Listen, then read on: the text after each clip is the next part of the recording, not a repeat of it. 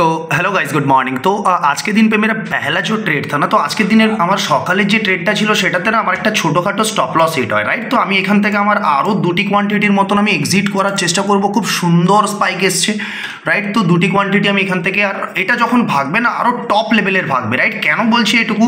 এই কারণে কল অপশানের স্পাইক শুধু প্রফিটটা নয়, জাস্ট এটুকু দেখার চেষ্টা করুন স্পাইক কাকে বলা। আর এটাকেই বলা হচ্ছে the power of delta, right. তো ডেল্টার কামাল, এটা হচ্ছে ডেল্টার কামাল, রাইট। তো ডেল্টার কামালটা ঠিক এভাবেই কাজ করে মার্কেটে, ঠিক যেভাবে আমি আপনাদেরকে দেখানোর চেষ্টা করছি। দেখুন এবার কি হচ্ছে স্টক মার্কেটে, যে ব্যাংক নিফটি কি করে, ব্যাংক নিফটি নিচ থেকে না আজকে ডে লোকে ট্র্যাপ করে, রাইট। কিভাবে ট্র্যাপ করে, এবার আমি আজকে ট্রেডটা নিয়ে ফেলেছিলাম ঠিক এই জায়গার কাছাকাছি, রাইট। তো ডে লো ব্রেকে আমি একটা টার্গেট রাখি যে চলো পিডিএল অবধি আমি একটা টার্গেট পেয়ে যাবো, রাইট।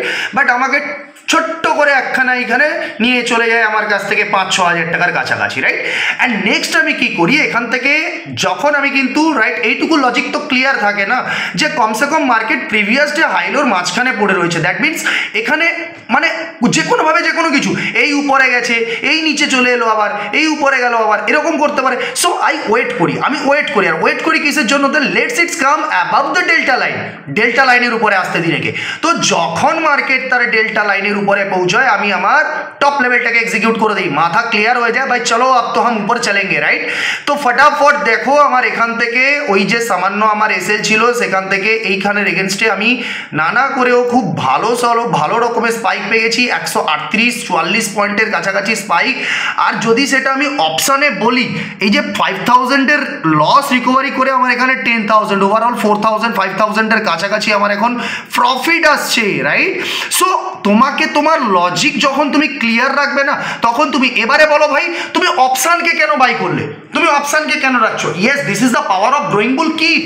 দেখো কি করেছে গ্রোয়িং বুল কিট, এখান থেকে কল অপশান কি করেছে, ফেডাক্সে গিয়ে করে যখন ব্রেকআউট হয় তখন সে তার এম লাইনকে ব্রেক করে দিচ্ছে। আর এম লাইন থেকে ডেল্টা লাইন অব্দি পুরো ওপেন স্পেস দেখতে পাচ্ছ কল। আমি এখানে কাকে ইউজ করছি? Growing bull price action kit, right.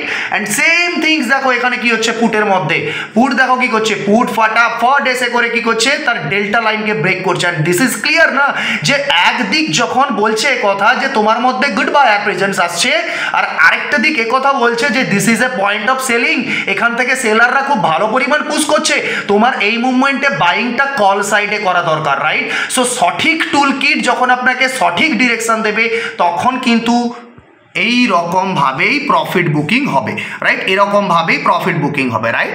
So this is overall. জানার জন্য ইমিডিয়েট যোগাযোগ করুন, সেটআপ শিখুন, ট্রেড বানান, সেটআপ শিখুন আর প্রফিট বানান, right. So thank you and bye by.